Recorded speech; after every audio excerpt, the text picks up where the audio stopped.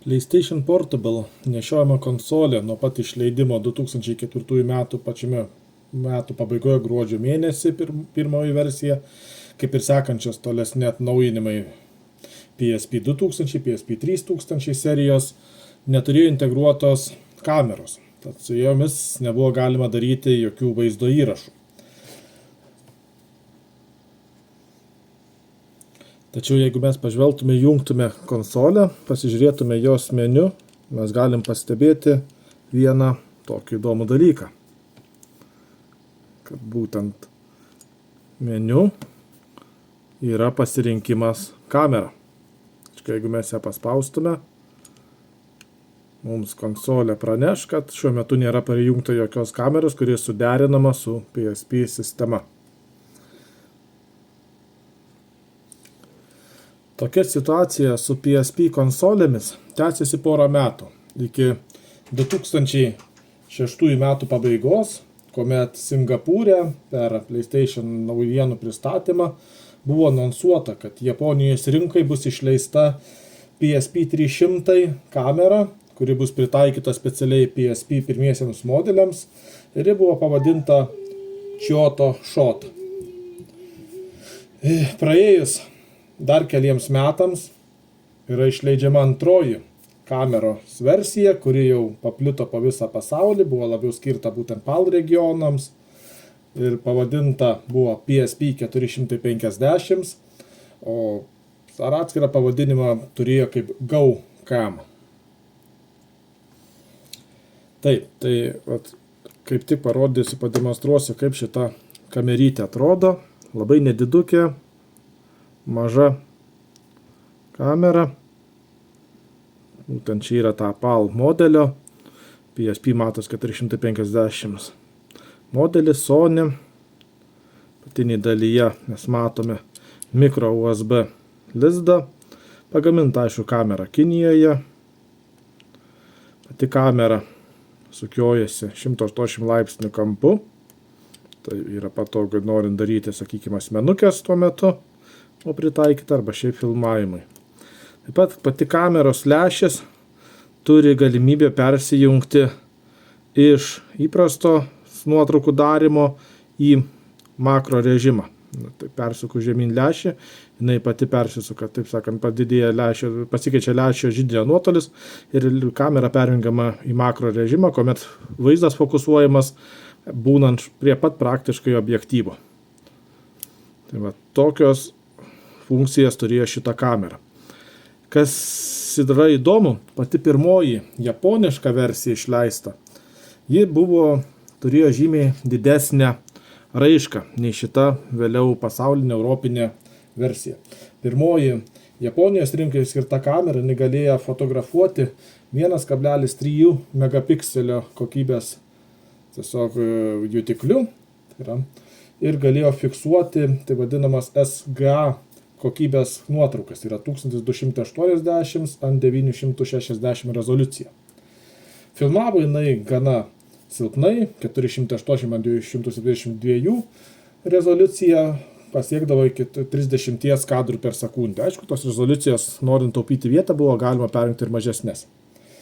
Tuo tarpu šita kamerytė išleista 2010 metų spalio 12, ji turi tik 0,3 megapikselių jutiklį, būtent šviesai. Ir aišku, dėl šitos priežasties jinai kokias kokybiškas, pagal to laikmečio kokybiškas nuotraukas gali daryti tik 640 ant 480 raiška. Tai yra atitinka VGA kokybė. Filmavimas analogiškas kaip ir japoniškoje versijoje, buvo tik 480 ant 270 ties 272 kadrų, tai yra 30 kadrų per sekundę dažnių. Tai va, pabandysim dabar parodysiu, kaip jinai apskritai šitą kamerą veikia. Yra įdomus toks dalykas, kad kaip šitą kamerytę gavau, nusipirkau ją. Pirkau ją kaip veikiančią, tačiau bandant prijungti prie PSP modelio, man PSP jos vis net pažindavo. Čia yra viršuje, kaip mes matome, lizdai, į kuriuos įsistato kamera, būtent kameros mikro USB. Ir čia yra viena tokia problemytė. Kai sprendžiau reikalą, kodėl ta kamera neveikia, turėjau įtarimą, kad būtent yra užsiteršęs mikro USB portas. Tačiau ne porte pasirodo buvo problema, kad ir kiek valiau patį portą esantį, kamera vis tiek nebuvo atpažintama. Tada teko skaitinėti daug seno forumų internete, ieškoti sprendimų ir paaiškėjo, kad pagrindinė šitos kameros neveikimo priežastis glūdi šalia porto esančiose dviejose kontaktuose.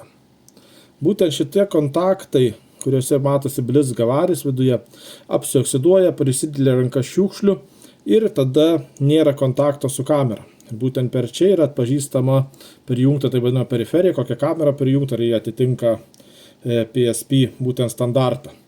Tai su adatėlėm teko išvalyti šitas dvi vietas porto kontaktinės ir PSP kamera buvo kuo puikiausiai atpažinta. Dabar pabandysim ją tiesiog prijungti, parodysiu, kaip viskas veikia ir kokia buvo galimybė šitos kamerytės. Taip, kamera įsistato, prisiveržia vienu varžtu, būtent viršuje esančiu.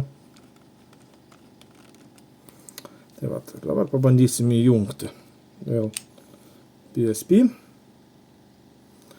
Ir dabar, jeigu mes užeitume į kamerą, mes matom, kad kamera atpažinta, kreipiasi į būtent atminties kortelę, patikrina vietos ir jinai veikia.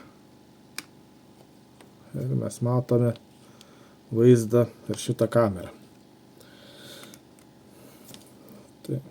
Tai yra pasirinkimai nustatymai, labai minimalūs, nusistato kokybė kameros ir tokie dalykai. Pati kamera, tiek japoniška versija, tiek šita, turėjo savo programinę įrangą.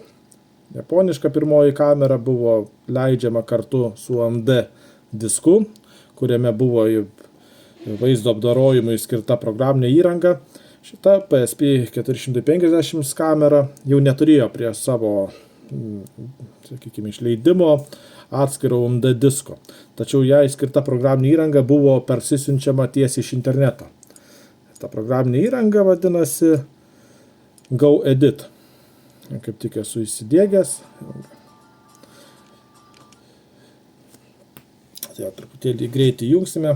Rodysiu, kuo skiriasi nuo standartinės programos. Pagrindinis dalykas šitos programos, tai kad jos pagalba yra galimybė, sakykime, koreguoti minimaliai nufilmuotus vaizdus. Tai yra juos apjungti, uždėti kažkokius minimalius filtrus ir visa kita. Tačiau šita programa apriboja vaizdo filmavimo trukmę tik 15 sekundžių vaizdo klipams. Didesnių vaizdo klipų su ją nufilmuoti yra neįmanoma. Nufilmavus tuos kadrus, juos galima redaguoti, vėliau konvertuoti į AVI formatą ir kažkur tai naudoti. Tai va, turime pagrindinį meniu, sakykime, galim pasirinkti video ir vėlgi čia va, turime kamerą ir mes matome vėlgi vaizdą. Kas yra toksai keistas dalykas, kiek pasinaudojau dėl įdomumo su šitą programinę įrangą, tai kad nufilmuoti vaizdai ir vėliau konvertuoti į AVI formatą atsiranda juos peržiūrint nedideli pertrūkimai.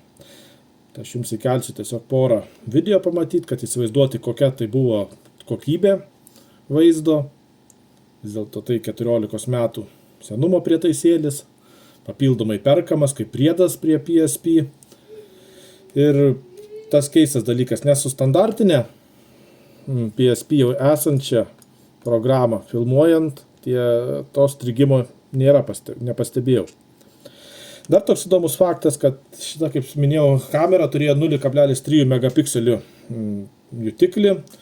Tuo tarpu šiaip pasidomėjau to laikmečio, tai yra prieš 14 metų išleistais mobiliaisiais telefonais, pirmaisiais, sakykime, smartfonais. Tai, kaip pavyzdys, sakykime, išleistas buvo iPhone 4 modelis ir jisai turėjo pagrindinę 5 megapikselių kamerą, tuo tarpu asmenukiams skirta kamera buvo analogiška 0,3 megapikselių. Kiti telefonai taip pat turėjo praktiškai nuo 5 iki 8 megapikselių kameras, nuo asmenukių kameras būtent dažniausiai ir būdavo 0,3 megapikselių. Tai būtent PSP šitą kamerą atitiko tuo meto telefono asmenukių, tai yra priekinė kamera. Tai toks trumpas video, kurio metu tiesiog norėjau supažindinti su galbūt ne taip kasdieną sutinkamu priedu prie PlayStation Portable konsolės. Tai yra papildoma, primontuojama jos vaizdo kamera.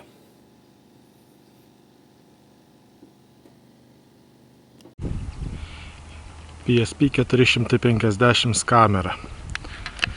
Filmuoja 0,3 megapikselio kokybė, VGA raiška. Ši kamera turėjo palyginti su japoniška versija praktiškai 4 kartus mažesnė raiška. Taip pat veikia nedidelės skaitmeninis zoomas.